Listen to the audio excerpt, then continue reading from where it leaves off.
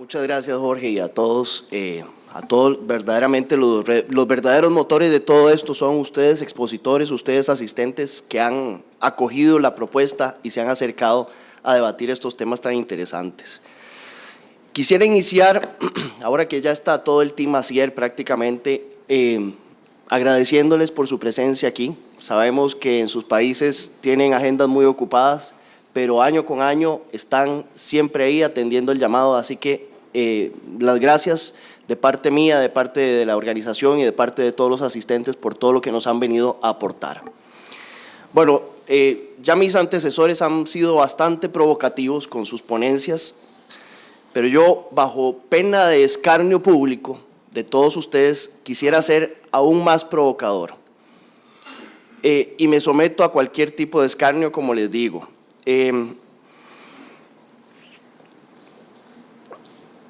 Regulación de las economías colaborativas, el caso de Uber.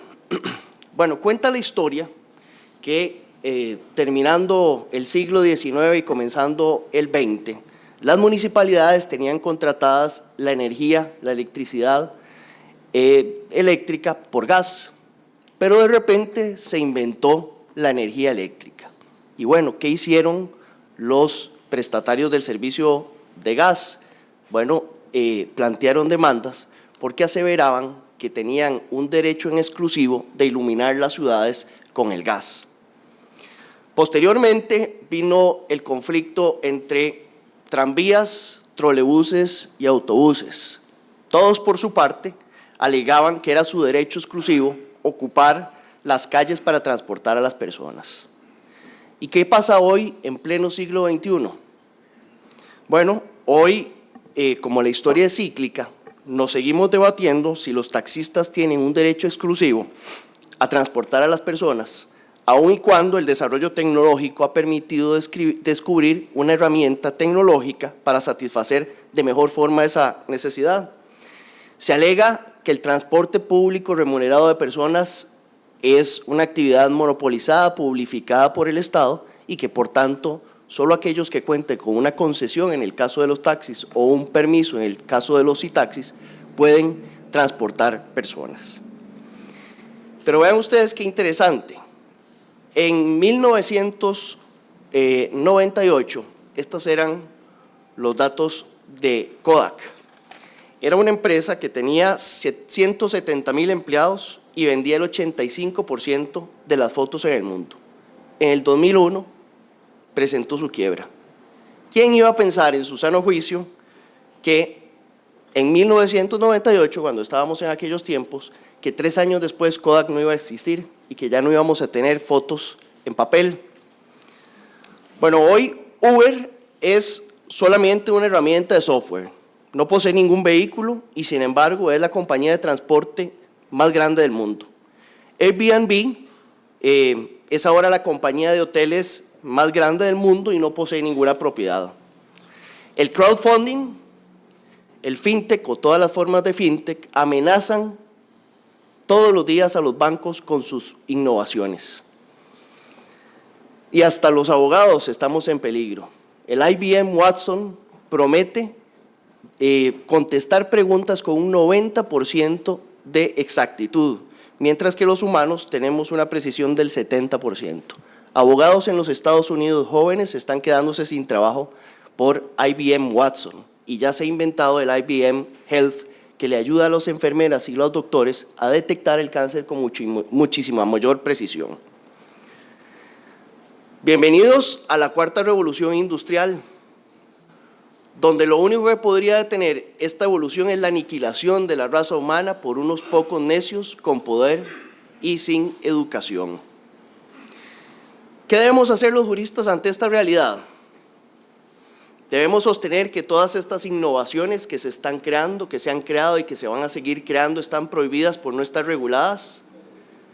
Debemos regularlas de igual forma que las actividades económicas tradicionales, no regularlas, o bien aplicarles un instrumento regulatorio ad hoc.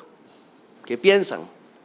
Bueno, ya como mencionó el profesor Guapaya, el profesor Richard Posner autor de un famoso libro que se llama El análisis económico del derecho y juez del 7th District Court en Estados Unidos, resolvió 2 casos importantes a finales del 2016, en donde lo que se discutía era si la prohibición de tomar la propiedad privada para uso público sin compensación, según se establece en la enmienda 5ª de la Constitución Política Norteamericana, le prohibía a ciudades como Milwaukee y Chicago permitir competencia con los taxistas establecidos, ya sea o fuera a nuevas competencias de taxi, a Uber, a Lyft, a Cabify o cualquier otra que se asemejara.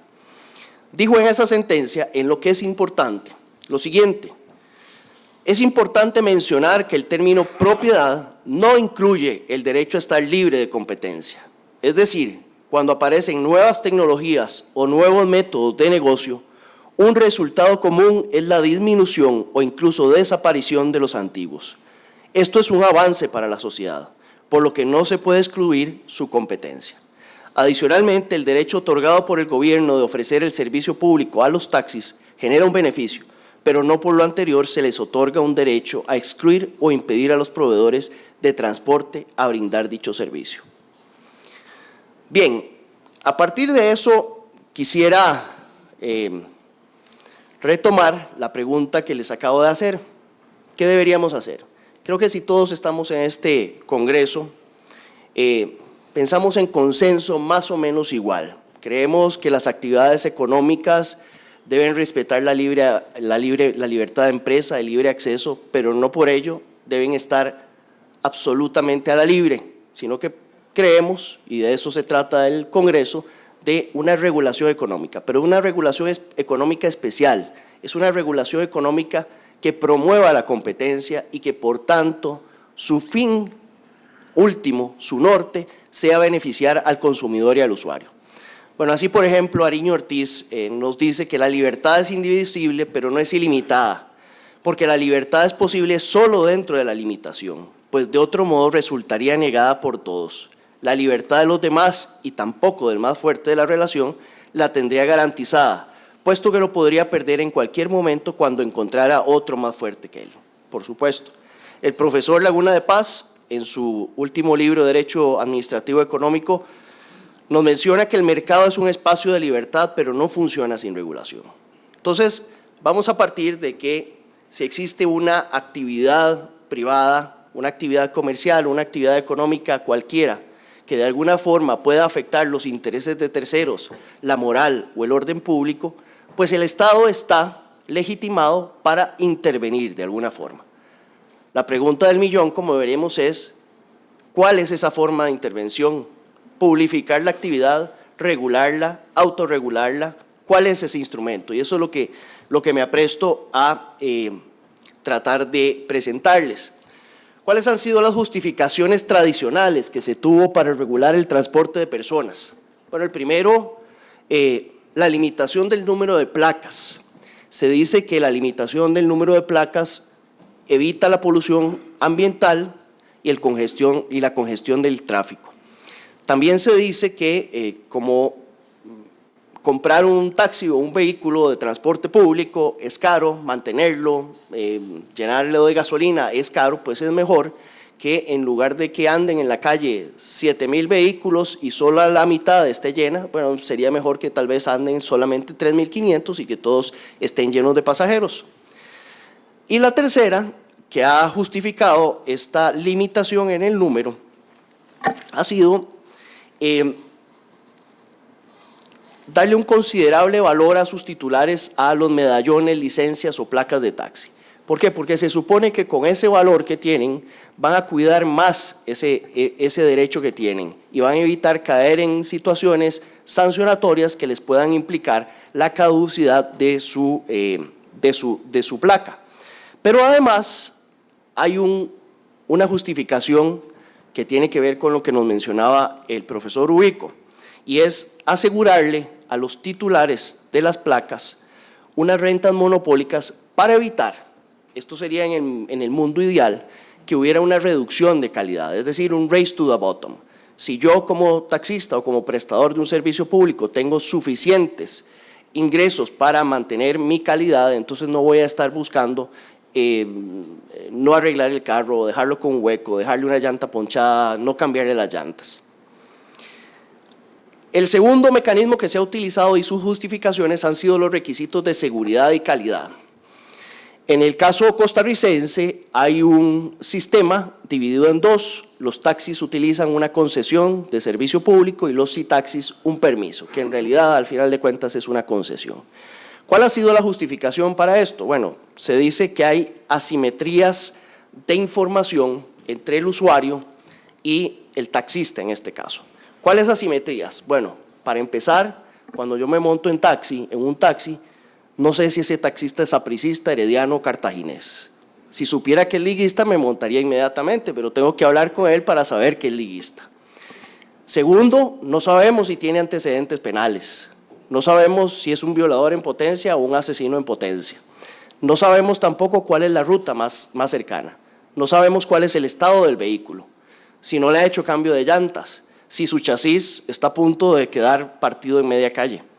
De manera tal que esta regulación se justifica en que supuestamente por medio del procedimiento administrativo de un permiso o una concesión, el órgano regulador, en nuestro caso el Consejo Nacional, el Consejo de Transporte Público, estudia los antecedentes de esa persona y su taxi y lo autoriza. Pero nótese ustedes que es una sola vez y desde su escritorio. El tercer mecanismo ha sido la fijación de precios. En nuestro sistema, la fijación de precios o tarifas la hace la Autoridad Reguladora de Servicios Públicos. ¿Cuáles han sido las razones tradicionales? Bueno, en el modelo tradicional hay costes excesivos para negociar los precios. Es decir, yo no me puedo parar en una esquina y parar un taxi y decirle cuánto me cobra de aquí al Hotel Hyatt Pinares, porque tal vez me dice 2,000 colones y ya se fue, y viene el otro detrás y me dice 1,500 y el otro y va a decirme 1,000 y después 500. Entonces hay costos muy importantes que no son prácticos. Es mejor tener una tarifa definida. Y además evitar prevenir el abuso de posición dominante, que tiene que ver con las rentas monopólicas. Es decir, tenemos un mercado que está cautivo con una limitación de prestatarios y por tanto pueden abusar de su potestad de dominio y abusar también de los precios. Pero bueno, todo era así hasta que llegaron las tecnologías disruptivas y las economías colaborativas. ¿Cómo es ahora? ¿Será que se justifican todas estas regulaciones? Hoy en día, las tecnologías disruptivas, sobre todo, permiten una reducción de costes de transacción inminente, que hacen innecesario muchas cosas.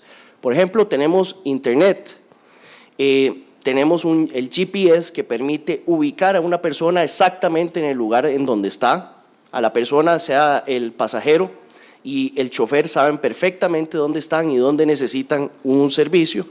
El tercer elemento son los teléfonos móviles inteligentes que permiten con una enorme facilidad realizar trámites complejísimos en cualquier lugar. Y finalmente las plataformas telemáticas de pago. Estos cuatro elementos permiten hoy en día celebrar acuerdos cuyo precio no debe ser negociado en cada ocasión por las partes, sino que puede venir predeterminado por la empresa que sea titular de la plataforma, incluso con una tarifa dinámica que ya veremos lo que es. ¿Qué pasa con las asimetrías de la información? Bueno, esto se ha reducido bastante. Los que hayan utilizado alguno de estos formas de economía colaborativa, llámese Lyft, Uber, Cabify o Airbnb, saben que existen sistemas reputacionales de los socios. Es decir, cuando yo utilizo un servicio de Uber, el conductor y el pasajero se autocalifican.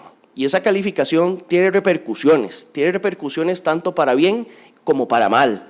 Por esa calificación puede quedar fuera de la plataforma un conductor o un pasajero. Pero también las plataformas digitales tienen una reputación.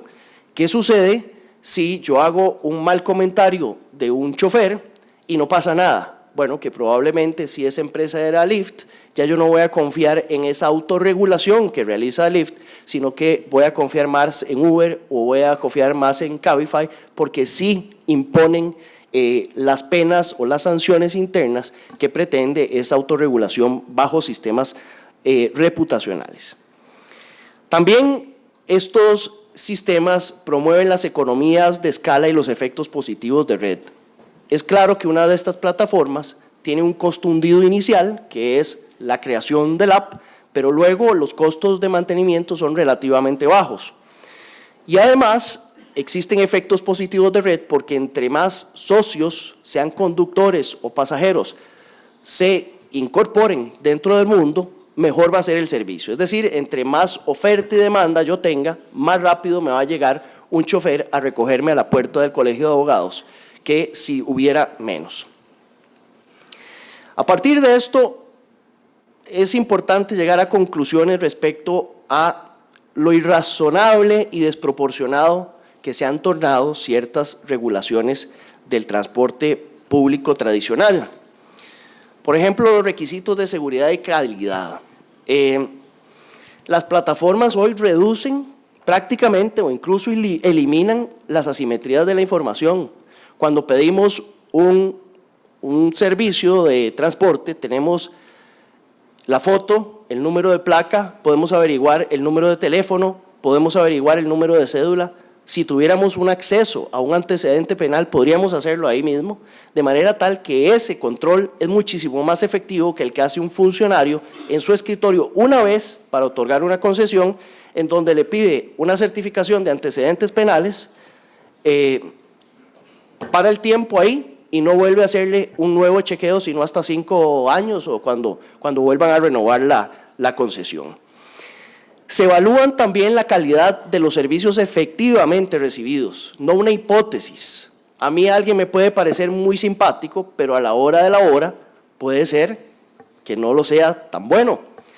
Bueno, en este tipo de sistemas se evalúan servicios efectivamente prestados. Quienes se evalúan son socios y conductores que hacen constantes observaciones. Y además, más importante, quizás la opinión de un socio, conductor o pasajero puede ser mucho más valiosa que la del funcionario público que no es tan próximo a ellos. En estos estamos hablando de la oferta y la demanda, del cliente y del prestatario. Se justifica hoy el número de placas.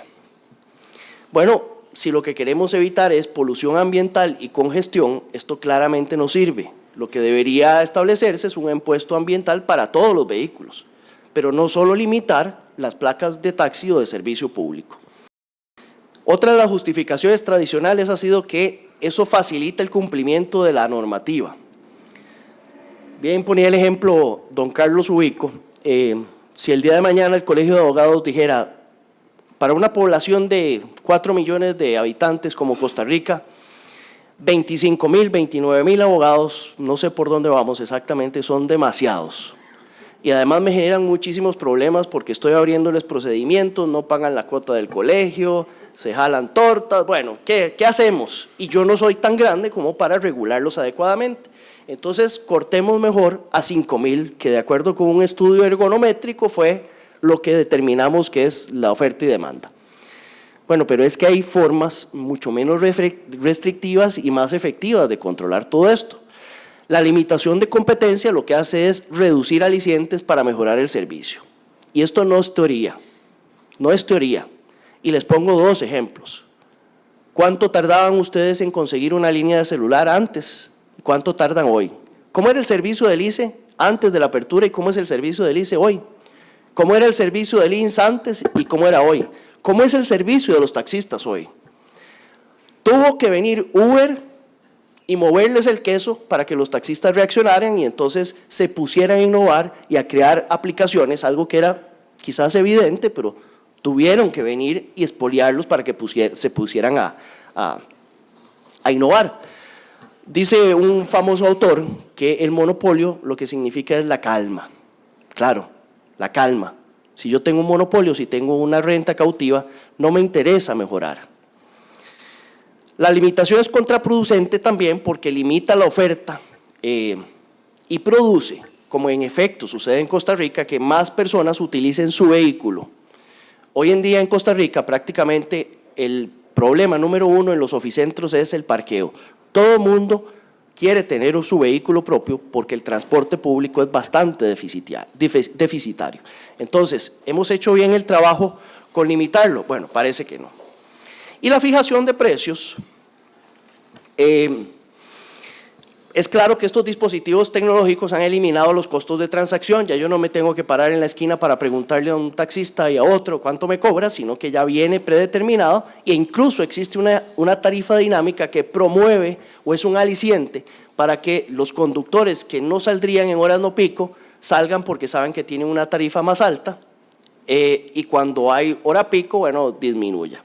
Entonces, ello provoca que en ciertos momentos del día la oferta y la demanda se conjuguen y el elemento que hace que se conjugue es la tarifa dinámica. Bueno, la pregunta del millón, ahí está el señor Trump.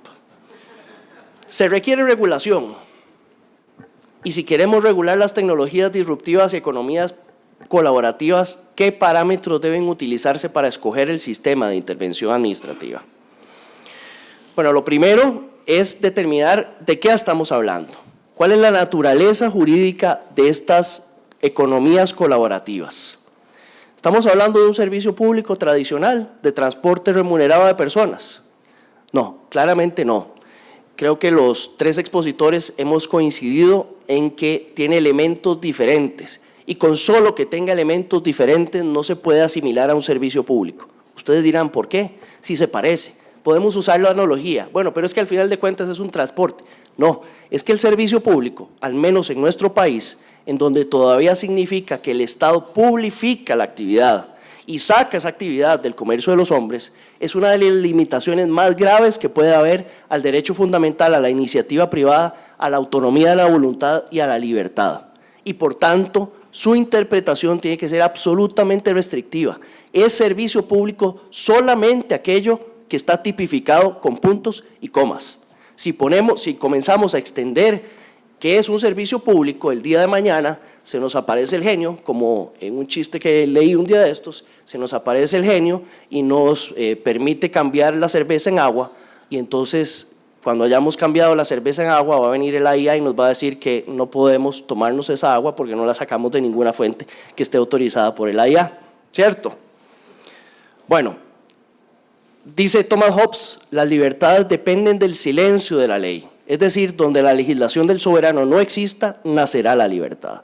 Aquí debe tomarse muy en cuenta que además de la libre iniciativa, la libertad de empresa y la propiedad privada, todas estas economías colaborativas y tecnologías disruptivas están montadas sobre un derecho humano a Internet, que no podemos censurar, que no podemos limitar. La interpretación, por tanto, en cualquier tipo de regulación que escojamos debe ser pro homine y pro libertatis y debe optarse por aquella técnica interventora que suponga la menor restricción. Y tener bien claro, eso sí, que ni la ley ni la regulación habilitan a los particulares para ejercer sus derechos. No se requiere regulación para poder emprender, no se hace primero la ley para que después el ser humano pueda innovar, sino al revés. Y lo digo porque aunque parezca mentira, esta ha sido una de las tesis que se han arguido no solo en Costa Rica, sino a nivel mundial. Nuestra primera percepción como costarricenses es la legalitis. Si algo no está regulado y es nuevo, entonces es prohibido porque no está regulado. No, es al revés. Primero se crea, primero se innova y después, si hay una necesidad y se cumple con los prolegómenos del artículo 28 constitucional y se afecta el interés público, el interés de privados, la moral o el orden público, entonces se regula. ¿Por qué abogo entonces? Y aquí, so pena del escarnio del profesor Laguna, que ayer ya manifestó su oposición a la autorregulación. Yo sí abogo por la autorregulación como una alternativa válida en este caso. ¿Qué es la autorregulación? Y no es la autorregulación pura, sino que veremos que es la autorregulación regulada. Como saben, la autorregulación es un término común que hasta hace poco se refería únicamente a la capacidad del mercado para encontrar su propio equilibrio sin intervención del Estado. Profesor Laguna, aquí estoy totalmente de acuerdo. No es cierto que los sistemas financieros se autorregularan y creyéramos en la bondad de todos. Eso no es cierto, pero hay autorregulaciones de autorregulaciones. y podemos hacer una autorregulación que sea regulada, en donde el poder público no pierda su participación, sino que cambie su papel. En los últimos tiempos, la autorregulación social y la regulación estatal ya no son realidades enfrentadas, sino que llegan a tocarse, son círculos que se tocan.